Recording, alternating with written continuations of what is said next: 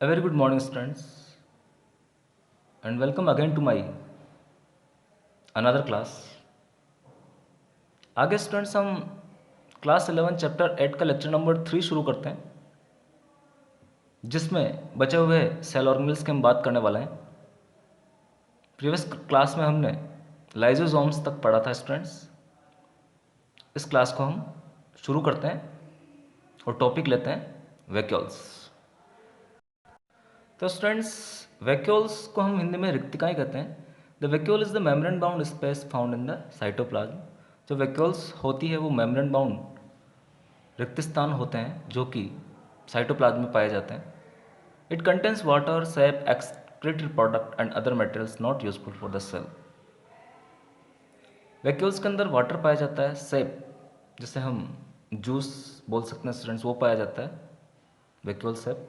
Excretory products मिलते हैं और दूसरे मटेरियल्स पाए जाते हैं जो कि सेल के लिए यूजफुल नहीं होते हैं। The vacuole is bound by a single membrane called tonoplast. आप याद रखेंगे, वैक्यूल जो है एक सिंगल मेम्ब्रेन के द्वारा बाउंड पाई जाती है जिसे हम टोनोप्लास्ट कहेंगे। In plant cells the vacuoles can occupy up to 90% of the volume of the cell. Plant cell के अंदर वैक्यूल्स जो है वो सेल का 90% पोर्शन ऑक्यूपाई करती है, यानी 90% भाग में वैक्यूल्स पाई जाएगी। In plants the tonoplast facilitated the transport of a number of ions and other materials against concentration gradient into the vacuole. Hence, their concentration is significantly higher in the vacuole than in the cytoplasm. तो आप याद रखेंगे, plant cell के अंदर जो tonoplast है वो facilitate करती है, सुगम बनाती है बहुत सारे आयंस के ट्रांसपोर्ट को और दूसरे मटेरियल्स को। और ये ट्रांसपोर्ट जो होता है वो कंसनट्रेशन ग्रेडियंट के अगेंस्ट होता है, यानी higher concentration to lower concentration होता है वैक्यूल के अंदर। Hence their concentration is significantly higher, और इस प्रकार से इनकी कंसनट्रेशन जो है वो वैक्यूल के अंदर ज़्यादा पाई जाती है साइटोप्लाज्म की तुलना में। In amoeba the contractile vacuole is important for excretion. Amoeba के अंदर कॉन्ट्रेक्टाइल वैक्यूल मिलेगी, संकुचनशील रिक्तिकाएँ पाई जाती है जो कि एक्सक्रीशन में मदद करेगी, ऑस्मो रेगुलेशन में मदद करती है। In many cells as in protist food vacuoles are formed by engulfing the food particles. और इसके अलावा बहुत सारे प्रोटिस्ट मेंबर्स में, जैसे कि अमीबा में, पैरामीशियम में फूड वैक्यूल्स भी पाई जाती है। खाद्य राजधानी या खाद्य रिक्तिकाएँ भी पाई जाती है जो कि फूड पार्टिकल्स को निगलने का काम करती है या पाचन में सहायता करती है एक कोशिकीय जीवों में। आगे हम माइटोकॉन्ड्रिया की बात करते हैं। माइटोकॉन्ड्रिया, जिसको सिंगुलर हम माइटोकॉन्ड्रियन कहेंगे, एक वचन में माइटोकॉन्ड्रियन बोला जाएगा। Unless specifically stained are not easily visible under the microscope. तो ये विशेष रूप से स्टैंड करने पर ही दिखाई देगा और माइक्रोस्कोप से इजीली इसे विजिबल नहीं किया जा सकता। जब हम इसे विशेष रूप से स्टैंड नहीं करेंगे, विदाउट स्टैंडिंग इसे हम माइक्रोस्कोप से नहीं देख सकते। जब तक इसे स्पेसिफिकली स्टैंड नहीं किया जाएगा तब तक इसे माइक्रोस्कोप से इजीली विजिबल नहीं किया जा सकता। The number of mitochondria per cell is variable depending on the physiological activity of the cell. जो पर सेल के नंबर है माइटोकॉन्ड्रिया के वो वेराई कर सकते हैं, वो उस सेल की फिजियोलॉजिकल एक्टिविटी के ऊपर डिपेंड करेंगे कि वो सेल फिजियोलॉजिकली कितनी एक्टिव है। अगर ज़्यादा एक्टिव है तो माइटोकॉन्ड्रिया की संख्या ज़्यादा पाई जाएगी, कम एक्टिव है तो माइटोकॉन्ड्रिया की संख्या कम मिलेगी। In terms of shape and size also considerable degree of variability is observed. और शेप और साइज की भी अगर हम बात करें तो यहाँ पर माइटोकॉन्ड्रिया के शेप और साइज में भी डिफरेंट वेरिएबिलिटी मिल सकती है।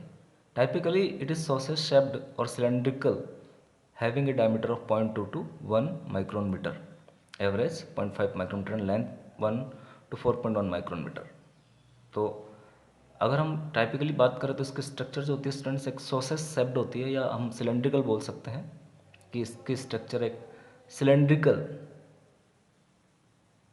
थिंग की जैसी होती है, सिलेंड्रिकल होती है। और इसका डायमीटर 0.2 to 1 माइक्रोन मीटर पाया जाएगा, एवरेज 0.5 माइक्रोन मीटर हम बोलेंगे। लेंथ जो होती है वो 1 to 4.1 माइक्रोन मीटर होती है। Each mitochondrion is A double membrane bound structure. प्रत्येक माइटोकॉन्ड्रिया के चारों तरफ दो मेम्ब्रेन पाई जाती है, with the outer membrane and the inner membrane. आप याद रखेंगे, एक तो आउटर मेम्ब्रेन होती है, बाह्य झिल्ली होती है, और एक इनर मेम्ब्रेन होती है।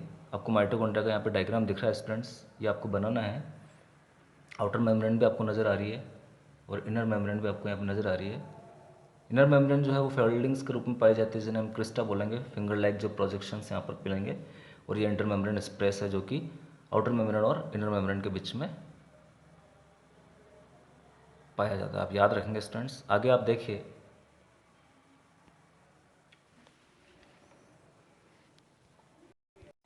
ये जो है वो इनर मेम्ब्रेन स्पेस यानी इनर मेम्ब्रेन के अंदर पाया जाने वाला स्पेस है। इसके अलावा आउटर मेम्ब्रेन और इनर मेम्ब्रेन के बीच में भी स्पेस पाया जाता है स्टूडेंट्स, आप याद रखेंगे। स्ट्रक्चर ऑफ माइटोकॉन्ड्रियन यहाँ पर दिखाया गया है। Membrane, inner membrane dividing it's lumen distinctly into two aqueous compartments. जो इनर मेम्ब्रेन और आउटर मेम्ब्रेन है, इसके ल्यूमन को दो डिस्टिंक्टिव एक्वस कंपार्टमेंट में डिवाइड कर देते हैं। That is the outer compartment and the inner compartment, यानी एक कंपार्टमेंट आउटर हो जाएगा और एक इनर हो जाएगा। The inner compartment is called the matrix. जो इनर कंपार्टमेंट है उसे मैट्रिक्स कहेंगे, यानी इसका जो साइटोप्लाज्म जहाँ पर भरा हुआ होगा उसे मैट्रिक्स कहेंगे। The outer membrane forms the continuous limiting boundary of the organelle. और आउटर मेम्ब्रेन जो है इसके कंटिन्यूस लिमिटिंग बाउंड्री बनाने का काम करेगी। The inner membrane forms a number of infoldings called the cristae. Very very important, जो इनर मेम्ब्रेन होती है स्टूडेंट्स, वो बहुत सारी इनफोल्डिंग्स बनाती है जिन्हें हम क्रिस्टी कहते हैं। क्रिस्टा सिंगुलर वर्ड है। टुवर्ड्स द मैट्रिक्स, और मैट्रिक्स की तरफ ये बनती है, जैसा कि फिगर 8.7 में दिखाया गया है। The cristae increase the surface area. Cristae का सबसे प्रमुख फंक्शन है कि ये सरफेस एरिया को बढ़ा देती है। The two membrane have their own specific enzymes associated with the mitochondrial function. दोनों ही मेम्ब्रेन में अपने अपने विशिष्ट एंजाइम्स पाए जाते हैं जो कि माइटोकॉन्ड्रियल फंक्शन से एसोसिएट होते हैं, संबद्ध होते हैं। Mitochondria are the site of aerobic respiration. Mitochondria जो होते हैं वो एरोबिक रेस्पिरेशन की साइट है, वायवीय श्वसन की साइट होती है। They produce cellular energy in the form of ATP. Mitochondria के द्वारा सेलुलर एनर्जी को प्रोड्यूस किया जाता है एटीपी की फॉर्म में, एडेनोसिन ट्राइफॉस्फेट की फॉर्म में। Hence they are called power house of this cell. इसलिए माइटोकॉन्ड्रिया को power house of this cell भी बोला जाता है। बहुत ही फेमस क्वेश्चन है, आप छोटी क्लासेज में भी पढ़ चुके हैं कि माइटोकॉन्ड्रिया को power house of the cell क्यों कहा जाता है। The matrix also passes a single circular DNA molecules. इसके अलावा माइटोकॉन्ड्रियल मैट्रिक्स में एक सिंगल सर्कुलर डीएनए भी पाया जाता है और ए फ्यू आरएनए मॉलिक्यूल्स, कुछ मात्रा में आरएनए मॉलिक्यूल्स मिलते हैं। राइबोसोम भी पाए जाते हैं जो कि 70 प्रकार के होते हैं। Very very important. Prokaryotic cell जैसा कैरेक्टर स्टूडेंट्स, जबकि ये ऑर्गेनल यूकैरियोटिक सेल में मिल रहा है। And the components required for the synthesis of proteins. और दूसरे कंपोनेंट जो कि प्रोटीन संश्लेषण में भाग लेने वाले होते हैं वो यहाँ पर पाए जाते हैं। The mitochondria divide by fission. और माइटोकॉन्ड्रिया जो है वो फिशन के द्वारा डिवीजन करता है, बाइनरी फिशन। आप एसेक्सुअल रिप्रोडक्शन में पढ़ चुके हैं। आगे स्टूडेंट्स हम देखते हैं प्लास्टिड की बात करते हैं। Plastids are found in plant cells and in euglenoids. याद रखेंगे, प्लास्टिड जो है केवल प्लांट सेल में और यूग्लिनॉइड्स में पाए जाएंगे, जैसा कि यूग्लिना में पाया जाता है plastid. These are easily observe under the microscope as they are large. ये बहुत बड़े होते हैं इसलिए इनको इजीली माइक्रोस्कोप के द्वारा देखा जा सकता है। They bear some specific pigments. Plastids के अंदर कुछ स्पेसिफिक पिगमेंट्स पाए जाते हैं, the imparting specific colours to the plants. और ये पिगमेंट्स जो है प्लांट्स को स्पेसिफिक कलर देने का काम करते हैं। Based on the type of pigments, plastids can be classified into chloroplast, chromoplast and leucoplast. तो पिगमेंट्स के आधार पर प्लास्टिड को 3 भागों में बांटा गया है, क्लोरोप्लास्ट, क्रोमोप्लास्ट और ल्यूकोप्लास्ट। आप याद रखेंगे। The chloroplast contain chlorophyll. Chloroplast के अंदर क्लोरोफिल पिगमेंट पाए जाते हैं and carotenoid pigment which are responsible for the trapping light energy essential for the photosynthesis. और ये पिगमेंट जो होते हैं वो लाइट एनर्जी को पकड़ने या ट्रैप करने के लिए जिम्मेदार होते हैं, जो कि फोटोसिंथेसिस के लिए जरूरी है। In the chromoplast fat soluble carotenoid pigments like carotene, xanthophylls and others are present. Chromoplast में हम फैट सोल्यूबल कैरोटिनॉइड्स को इंक्लूड करते हैं, जिसमें कैरोटीन, ज़ैंथोफिल्स और दूसरे पिगमेंट्स प्रेजेंट होते हैं। This gives the part of the plant yellow, orange and red colour. और ये प्लांट पार्ट को येलो कलर, ऑरेंज कलर और रेड कलर देने का काम करेंगे। The leucoplast are the colourless plastids. जो ल्यूकोप्लास्ट होते हैं वो कलरलेस प्लास्टिड होते हैं of varied shapes and size. और इनका शेप और साइज भी अलग अलग हो सकता है विद स्टोर्ड न्यूट्रिएंट्स। और इनके अंदर न्यूट्रिएंट्स स्टोर्ड पाए जाएंगे। अमाइलोप्लास्ट ल्यूकोप्लास्ट का एग्जाम्पल है, स्टोर कार्बोहाइड्रेट स्टार्च को या कार्बोहाइड्रेट को स्टोर करने का काम करेगा, फॉर एग्जांपल पोटैटो। एलियोप्लास्ट जो है वो ऑयल को स्टोर करने का काम करेगा, फैट को स्टोर करेगा, वेरएज द एलिरोप्लास्ट जो है वो प्रोटीन को स्टोर करने का काम करेगा। तो यहाँ पे 3 प्रकार के ल्यूकोप्लास्ट हो गए स्टूडेंट्स, अमाइलोप्लास्ट, इलायोप्लास्ट और एलिरोप्लास्ट। और तीनों के स्टोरेज सब्सटेंस के आधार पर आप याद रखेंगे कि कौन कौन से सब्सटेंस जो है इनके अंदर स्टोर पाए जा रहे हैं। आगे एक सेक्शनल व्यू यहाँ पर दिखाया गया है क्लोरोप्लास्ट का, जो आप बनाएंगे स्टूडेंट्स। वेरी वेरी इंपॉर्टेंट, सारी लेबलिंग भी आप याद रखेंगे। Majority of the chloroplast of the green plants are found in the mesophyll cells of the leaves. जो क्लोरोप्लास्ट होते हैं मेजोरिटी ग्रीन प्लांट्स के वो मेसोफिल सेल्स में पाए जाएंगे, जो कि लीव्स के अंदर मिलती है, पत्तियों के अंदर मिलती है। These are lens shaped oval spherical discoid और even ribbon like organelles having variable length. ये जो क्लोरोप्लास्ट होते हैं वो लेंस शेप्ड के हो सकते हैं, ओवल शेप्ड हो सकते हैं, स्पेरिकल हो सकते हैं, डिस्कोइडल हो सकते हैं और रिबन लाइक भी हो सकते हैं। इनकी लेंथ वेरिएबल होती है 5 to 10 mm से लेकर इनकी चौड़ाई जो होती है वो 2 to 4 mm पाई जाएगी। The number varies from 1 per cell to a green alga to 20 to 40% the mesophyll. इनकी जो नंबर है क्लोरोप्लास्ट की वो एक पर सेल भी हो सकती है, जैसे कि क्लैमिडोमोनास में केवल एक क्लोरोप्लास्ट ही पाया जाता है, वेरी वेरी इंपॉर्टेंट एग्जाम्पल। और 20 से 40 तक इनकी संख्या हो सकती है दूसरी कोशिकाओं में। Like mitochondria the chloroplast are also double membrane bound cell organelle. Mitochondria की तरह ये भी द्विझिल्लीबद्ध कोशिकांग है। Of the two the inner chloroplast membrane is relatively less permeable. दोनों में से जो इनर क्लोरोप्लास्ट मेम्ब्रेन होती है वो कम परमेबल होती है, याद रखेंगे। The space limited by the inner membrane of the chloroplast is called the stroma. Inner membrane के द्वारा जो स्पेस लिमिट किया जाता है या घेरा जाता है उसे हम स्ट्रोमा बोलेंगे। A number of organized flattened membranous sacs called the thylakoids are present in the stroma. और स्ट्रोमा में फ्लैटेंड मेम्ब्रेनस सेक्स पाए जाते हैं जिन्हें हम थाइलेकोइड्स कहेंगे। जैसे कि फिगर में आपको थाइलेकोइडल स्ट्रक्चर यहाँ पर दिखाया गया स्टूडेंट्स, आप याद रखेंगे ये थाइलेकोइड्स हैं जो कि ढेरियों में यहाँ पर पाए जाएंगे।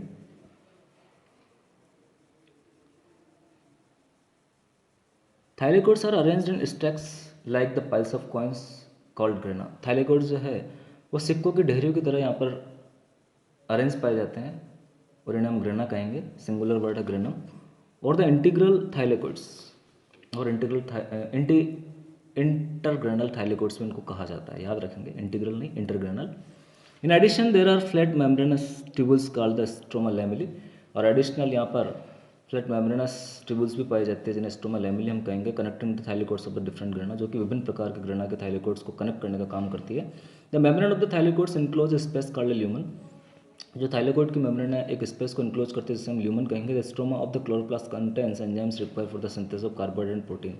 स्टोमा के अंदर एंजाइम्स पाए जाते हैं जो कि कार्बोहाइड्रेट प्रोटीन के संश्लेषण में भाग लेने वाले एंजाइम्स रखता है। It also contain small double standard circular DNA. यहाँ पर छोटा डबल स्टैंडर्ड सर्कुलर डीएनए भी पाया जाता है और राइबोसोम्स भी पाए जाते हैं। Chlorophyll pigments are present in the thylakoids. Thylakoids के अंदर क्लोरोफिल पिगमेंट्स पाए जाते हैं। The ribosomes of the chloroplast are smaller 70s, जैसा कि माइटोकॉन्ड्रिया में होता है वैसा ही राइबोसोम यहाँ पर भी पाया जाता है। Then the cytoplasmic ribosome 80s। Cytoplasmic ribosome 80s प्रकार का होता है, जबकि माइटोकॉन्ड्रिया और क्लोरोप्लास्ट में पाया जाने वाला जो राइबोसोम है वो 70s प्रकार का होता है, आप याद रखेंगे, वेरी वेरी इंपॉर्टेंट फीचर। आगे हम राइबोसोम्स की बात करते हैं students. Ribosomes are the granular structure first observe under the electron microscope as dense particles by George Palade. राइबोसोम्स जो होते हैं वो ग्रैन्युलर स्ट्रक्चर के रूप में पाए जाते हैं और इन्हें सबसे पहले पैलाडे नामक साइंटिस्ट ने इलेक्ट्रॉन माइक्रोस्कोप के द्वारा डेंस पार्टिकल के रूप में ऑब्जर्व किया था 1953 में। They are composed of ribonucleic acid. ये आरएनए से मिलकर बने हुए होते हैं एंड प्रोटीन से मिलकर बने होते हैं and are not surrounded by any membrane. Very very important characteristics की राइबोसोम्स के चारों तरफ कोई मेम्ब्रेन नहीं पाई जाती है। The eukaryotic ribosomes are 80s type while the prokaryotic ribosomes are 70s type. अपन पहले भी पढ़ चुके हैं। Here S stands for the sedimentation coefficient. S जो है वो सेडिमेंटेशन कोएफिशिएंट को दिखाता है। It indirectly is a measure of density and size. और इनडायरेक्टली ये डेंसिटी और साइज को मेजर करता है। About 70s and 80s ribosomes are composed of 2 सब यूनिट्स। 70s और 80s राइबोसोम्स जो है वो 2 सब यूनिट्स से मिलकर, 2 उप इकाइयों से मिलकर बने हुए होते हैं। आगे हम साइटोस्केलेटन की बात करते हैं। N elaborate network of filamentous proteinaceous structure present in the cytoplasm. एक बहुत ही बड़ा नेटवर्क जो कि फिलामेंटस प्रोटीनस स्ट्रक्चर के रूप में साइटोप्लाज्म में पाया जाता है। कलेक्टिवली इसे हम साइटोस्केलेटन कहेंगे, कोशिका कंकाल कहेंगे।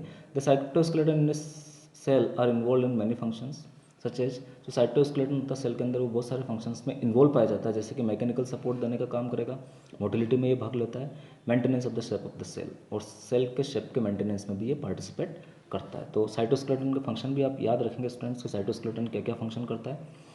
आगे यहाँ पर सेक्शन दिखाए गए हैं सेलुलर फ्लैजिला का, जिसके इलेक्ट्रॉन माइक्रोग्राफ भी आपको यहाँ पे दिखाया गया है ए वाले डायग्राम में, और इंटरनल स्ट्रक्चर भी यहाँ पर दिखाई गई है। तो आप याद रखेंगे students, section of Cillian flagella showing different parts. आगे हम पढ़ने वाले हैं, देखिए ये होते क्या हैं सीलियन फ्लैजिला।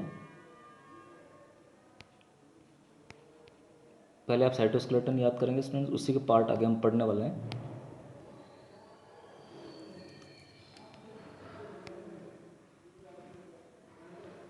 तो देखिए आगे हमारे पास सीलियन फ्लैजिला आ जाएंगे। सीलिया और फ्लैजिला की हम बात करें तो सीलिया, सीलियम सिंगुलर वर्ड हो जाएगा, फ्लैजिला फ्लैजिलम सिंगुलर वर्ड हो जाएगा। और hair like outgrowths of the cell membrane, ये हेयर लाइक आउटग्रोथ होती है सेल मेम्ब्रेन की। Cilia are small structure, cilia जो होते हैं वो फ्लैजिला से छोटे होते हैं, विच वर्क लाइक ऑर्स, जो कि पतवार की तरह काम करते हैं। जैसे कि नाव में पतवार होती है उसकी तरह ही काम करते हैं, उसकी तरह ही चलते हैं। Causing the movement of either the cell और द सराउंडिंग फ्लूइड, और उसकी वजह से ही सेल की मूवमेंट होती है या सराउंडिंग फ्लूइड की मूवमेंट पाई जाती है। फ्लैजिला आर कंपैरेटिवली लॉन्गर, जैसा कि मैं बता चुका हूँ, responsible for the cell movement, cell movement के लिए फ्लैजिला रेस्पॉन्सिबल होते हैं। The prokaryotic bacteria also possess flagella but these are structurally different from that of the eukaryotic flagella. याद रखेंगे, प्रोकैरियोटिक सेल बैक्टीरिया के अंदर फ्लैजिला पाए जाते हैं, लेकिन यूकैरियोटिक फ्लैजिला से बिल्कुल डिफर करते हैं स्ट्रक्चर में। The electron microscopic study of a cilium और the flagellum show that they are covered with plasma membrane, जैसा कि अपन आगे डायग्राम में देखने वाले हैं या पहले देख चुके हैं। द इलेक्ट्रॉन माइक्रोस्कोप जो है सीलियम और फ्लैजिलम का, वो ये शो करता है कि उनके चारों तरफ प्लाज्मा मेम्ब्रेन पाई जाती है। Their core are called axoneme, इनकी कोर को हम एक्सोनिम बोलेंगे। Possess a number of microtubules running parallel to the long axis, जो कि बहुत सारी माइक्रोट्यूबुल्स जो कि पैरेलल पाई जाएगी लॉन्ग एक्सिस से मिलकर बनी हुई होती है। The axoneme usually has 9 pairs of doublets of radially arrange peripheral microtubules. जो एक्सोनियम होती है वो 9 पेयर्स डबलेट्स के रूप में रेडियली अरेंज पेरिफेरल माइक्रोट्यूबुल से मिलकर बनी हुई होती है, जैसा कि डायग्राम में यहाँ पर बताया गया है। आप देखिए, ये जो 1 2 3 4 5 6 7 8 9 और 2 जो है वो सेंटर में, आप याद रखेंगे। तो ये पेरिफेरल माइक्रोट्यूबुल्स है, 9 + 2 यहाँ पर ऑर्गेनाइजेशन मिलता है। आप देखिए students, peripheral microtubules and pair of centrally located microtubules, आप याद रखेंगे। The axoneme usually has 9 pairs of doublet of radially arranged peripheral microtubules and a pair of centrally located such as arrangement of axoneme microtubule is referred to as 9 + 2 arrangement. अभी हमने पढ़ा है, diagram में भी देखा है। The central tubules are connected by bridges and is also enclosed by a central sheath। जो central tubules होती है वो एक ब्रिज के द्वारा आपस में कनेक्ट पाई जाती है। आप डायग्राम देखिए, आपको पता चल जाएगा। इसके अलावा एक शीथ के द्वारा भी ये इनक्लोज रहती है, which is connected to one of the tubules of each peripheral doublets by a radial spoke, और वो कनेक्ट पाई जाएगी पेरिफेरल डॉपलेट्स ट्यूबल्स के साथ एक रेडियल स्पोक के द्वारा। 10 देर आर 9 रेडियल स्पोक्स, इस प्रकार से 9 रेडियल स्पोक्स इसके स्ट्रक्चर में पाए जाएंगे। The peripheral doublets are also interconnected by linkers. जो पेरिफेरल डबलेट्स होते हैं वो भी लिंकर्स के द्वारा इंटर कनेक्ट पाए जाएंगे, जुड़े हुए पाए जाएंगे। Both the cilium and flagellum emerge from centriole like structure called the basal bodies. दोनों के दोनों सीलियम और फ्लैजिलम जो है वो सेंट्रल लाइक स्ट्रक्चर से इमर्ज होते हैं, बनते हैं, इन्हें हम बेसल बॉडीज कहेंगे। आगे हम सेंट्रोसोम और सेंट्रियोल की बात करते हैं। Centrosome is organelle usually containing 2 cylindrical structures called centrioles. Centrosome एक ऑर्गेनल्स है जो कि 2 सिलेंड्रिकल स्ट्रक्चर से मिलकर बना होता है, और इन 2 सिलेंड्रिकल स्ट्रक्चर्स को हम सेंट्रियोल्स कहेंगे। They are surrounded by amorphous pericentriolar material, और ये अमॉर्फस पेरिसेंट्रियोलर मटेरियल से घिरे हुए पाए जाते हैं। अमॉर्फस जिसकी कोई मॉर्फोलॉजी नहीं होती है। Both the centrioles in a centrosome lie perpendicular to each other.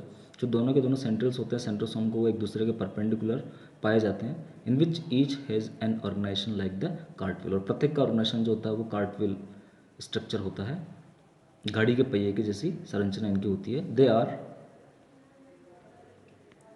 Made up of 9 evenly spaced peripheral fibres of tubulin. ये 9 इवनली स्पेस्ड पेरिफेरल फाइबर्स जो कि ट्यूबुलिन प्रोटीन से बने होते हैं, इससे मिलकर बने होते हैं। Each of the peripheral fibres is a triplet, और पेरिफेरल जो फाइबर्स होते हैं वो ट्रिपलेट के रूप में यहाँ पर पाए जाते हैं। हमने फ्लैजिला और सीलिया में डबलेट्स देखे हैं, यहाँ पर ट्रिपलेट मिलेगा students. The adjacent triplets are also linked, जो एडजेसेंट ट्रिपलेट्स होते हैं वो लिंक्ड पाए जाएंगे।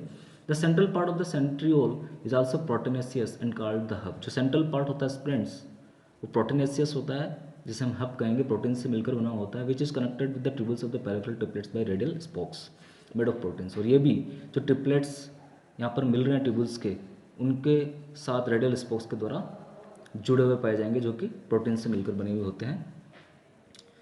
The centrioles form the basal bodies of cilia और फ्लैजिला। जो सेंट्रियोल है वो बेसल बॉडी बनाती है सीलिया और फ्लैजिला की। And spindle fibres that give rise to spindle apparatus, और स्पिंडल फाइबर बनाने में भी इनका योगदान होता है, जो कि आगे स्पिंडल अपैरेटस बनाते हैं during cell division in animal cells. Spindle fibres आपको सेल डिवीजन के दौरान दिखाई देते हैं एनिमल सेल के अंदर। आगे हम न्यूक्लियस की बात करते हैं। Nucleus as a cell organelles was first described by Robert Brown. Nucleus as a cell organelle सबसे पहले रॉबर्ट ब्राउन के द्वारा डिस्क्राइब किया गया as early in 1831। Later the material of the nucleus stained by the basic dyes was given the name chromatin by Flemming. और जब आगे nucleus के मटेरियल को स्टैंड किया गया बेसिक डाई के द्वारा, क्षारीय डाई के द्वारा, इसे क्रोमेटिन नाम दिया गया फ्लेमिंग के द्वारा। The interphase nucleus of a cell when it is not dividing has highly extended and elaborate nuclear protein fibers called chromatin। जो इंटरफेज न्यूक्लियस होता है, इंटरफेज न्यूक्लियस से हमारा मतलब है जब सेल डिवाइड नहीं होती है या नहीं होने वाली होती है, तो nucleus of a cell when it is not dividing has highly extended, ये बहुत ही हाईली एक्सटेंडेड होता है और एलेबरेट होता है न्यूक्लियर प्रोटीन फाइबर्स के रूप में। इनसे हम क्रोमेटिन मटेरियल के रूप में या क्रोमेटिन नाम से जानेंगे। न्यूक्लियर मैट्रिक्स एंड वन और मोर स्पेरिकल बॉडीज कॉल्ड न्यूक्लियोलाई, जिसके अंदर क्रोमेटिन मटेरियल, न्यूक्लियर मैट्रिक्स और एक या एक से अधिक स्पेरिकल बॉडी पाई जाती है, जिसे हम न्यूक्लियोलाई कहेंगे, न्यूक्लियोलस कहेंगे। जैसे कि फिगर 8.10 में यहाँ पे दिखाया गया है तीनों स्ट्रक्चर। आप देखिए न्यूक्लियोलस पे आपको नज़र आ रहा है, न्यूक्लियोप्लाज्म भी नज़र आ रहा है। तो आप याद रखेंगे फ्रेंड्स, डायग्राम भी आप बनाएंगे न्यूक्लियस का, स्ट्रक्चर ऑफ न्यूक्लियस। तो न्यूक्लियस के अंदर students chromatin material, nuclear matrix जिसे हम न्यूक्लियोप्लाज्म कहेंगे, और एक या एक से अधिक स्पेरिकल बॉडीज न्यूक्लियोलाई या न्यूक्लियस पाई जाती है। Electron microscopy has revealed that the nuclear envelope which consist of two parallel membranes with space between 10 to 15 nanometre called the perinuclear space. Electron microscope study से ये पता चलता है कि जो दो मेम्ब्रेन यहाँ पर न्यूक्लियर एनवलप के रूप में मिलती है, उनके बीच में भी स्पेस पाया जाता है 10 to 15 नैनोमीटर का, इसे हम पेरीन्यूक्लियर स्पेस कहेंगे। Form A barrier between the material present inside the nucleus and that of the cytoplasm. और ये दोनों मेम्ब्रेन जो है वो बैरियर का काम करेगी मटेरियल्स के लिए, वो मटेरियल जो कि न्यूक्लियस के अंदर प्रेजेंट है और साइटोप्लाज्म में प्रेजेंट है, दोनों के मटेरियल्स के बीच में एक बैरियर का काम करती है। The outer membrane usually remains continuous with the endoplasmic reticulum. जो आउटर मेम्ब्रेन है वो कंटिन्यूसली एंडोप्लाज्मिक रेटिकुलम के साथ पाई जाती है। Also bears ribosomes on it, इसके अलावा इसके ऊपर राइबोसोम्स भी पाए जाते हैं। At a number of places the nuclear envelope is interpreted by minute pores. और कई प्लेसेस पर न्यूक्लियर एनवलप के ऊपर छोटे छोटे पोर्स पाए जाते हैं, which are formed by the fusion of its two membranes, which are form by the fusion of its two membranes, और जो कि बने हुए होते हैं दोनों मेम्ब्रेन के फ्यूजन की वजह से। This nuclear pores are the passages through which movement of RNA and protein molecules takes place. ये न्यूक्लियर पोर्स जो होते हैं वो पैसेज का काम करेंगे, जिसके द्वारा आरएनए और प्रोटीन मॉलिक्यूल्स की जो मूवमेंट है वो टेक्स प्लेस होगी in both direction between the nucleus and the cytoplasm, दोनों ही डायरेक्शन में न्यूक्लियस और साइटोप्लाज्म के बीच में। Normally there is only one nucleus per cell, normally एक सेल के अंदर एक ही न्यूक्लियस मिलता है। Variation in the number of nuclei are also frequently observe, लेकिन इनके नंबर में वेरिएशंस भी देखे गए हैं। Can you recollect names of organisms that have more then one nucleus per cell? Yes, एक एग्जांपल आप पैरामीशियम लिख सकते हैं, जिसके सेल में दो न्यूक्लियस पाए जाते हैं। Some mature cells even lack nuclei, कुछ मैच्योर सेल्स के अंदर न्यूक्लियस पाए ही नहीं जाते हैं, जैसे कि आप याद रखेंगे मैमल्स की erythrocyte and sieve tube cells of vascular plants. Very very important examples NEET के पर्पज से। Would you consider this cells as living? क्या आप इन सेल्स को लिविंग सेल्स मानेंगे? यस, लिविंग सेल्स मानेंगे, क्योंकि इनकी एक्टिविटीज पर किसी दूसरे सेल के न्यूक्लियस का कंट्रोल पाया जाएगा। The nuclear matrix of the nucleoplasm contains nucleolus and chromatin. जो न्यूक्लियर मैट्रिक्स होती है या न्यूक्लियोप्लाज्म जो होता है उसके अंदर न्यूक्लियस और क्रोमेटिन मटेरियल पाया जाता है। न्यूक्लियोलाई और स्पेरिकल स्ट्रक्चर, जो न्यूक्लियोलाई है वो स्पेरिकल स्ट्रक्चर के रूप में मिलती है, present in the nucleoplasm, nucleoplasm के अंदर प्रेजेंट पाई जाएगी।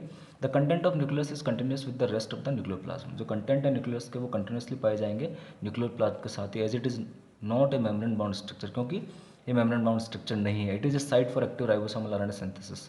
न्यूक्लियस के अंदर राइबोसोमल आरएनए का सिंथेसिस होता है, याद रखेंगे, function of nucleolus. Larger and more numerous nucleoli are present in sales.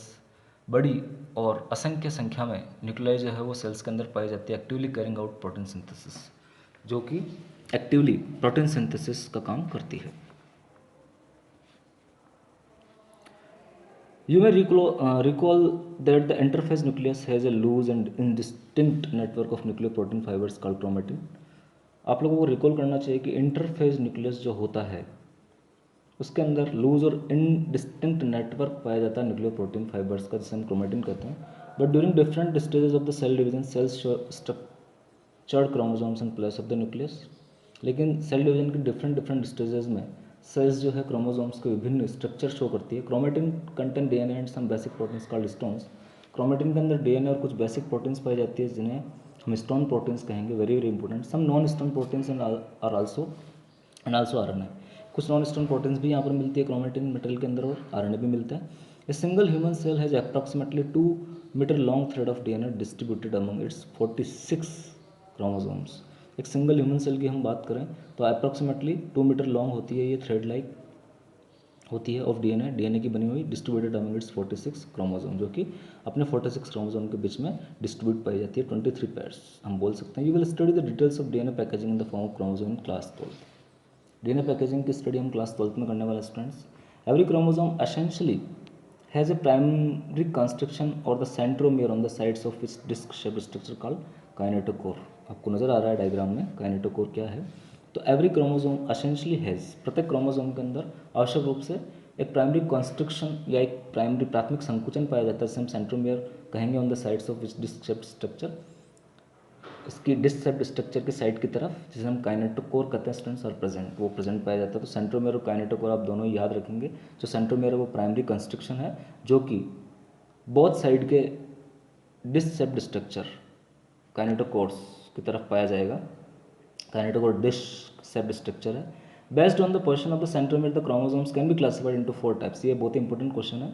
Centromere की पोजीशन के बेस्ट पर हम क्रोमोसोम को 4 भागों में बांट सकते हैं। फिगर में आगे बताने वाला हूँ। The metacentric chromosome had middle centromere forming two equal arms of the centromere. Centromere metacentric chromosome में बीच में सेंट्रोमियर पाया जाएगा और 2 इक्वल आर्म हमें नजर आएगी। द सब मेटासेंट्रिक क्रोमोसोम है centromere nearer to one end of the chromosome resulting into one shorter arm and one longer arm. तो सब मेटासेंट्रिक में थोड़ा सा सेंट्रोमियर खिसक जाएगा तो एक छोटी आर्म बन जाएगी, एक बड़ी आर्म बन जाएगी। In case of acrocentric chromosome the centromere is situated close to its end forming one externally short and one very long arm. Acrocentric में सेंट्रोमियर और भी ज़्यादा खिसक जाएगा, एक बहुत ही छोटी आर्म बन जाएगी और एक बहुत ही बड़ी आर्म यहाँ पर नजर आएगी। Where is the telocentric chromosome has a terminal centromere. और टिलोसेंट्रिक क्रोमोसोम में टर्मिनल सेंट्रोमियर पाया जाएगा। तो स्टूडेंट्स आप डायग्राम भी देख लीजिए। सबसे पहला डायग्राम आपका जो नज़र आ रहा है आपको, आप देखिए कि यहाँ पर किस प्रकार से व्यवस्था पाई जाएगी। सबसे पहले हम मेटासेंट्रिक क्रोमोसोम की बात करते हैं। ये आपके सब मेटासेंट्रिक हो जाएगा, फिर एक्रोसेंट्रिक और telocentric.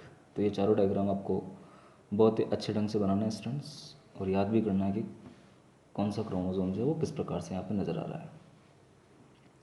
Sometimes a few chromosomes have non standing secondary construction at a constant location. तो कभी कभी क्रोमोसोम में एक नॉन स्टैंडिंग सेकेंडरी कंस्ट्रक्शन द्वितीयक संकुचन भी पाया जाता है एक कांस्टेंट लोकेशन पर। This gives the appearance of A small fragment called the satellite.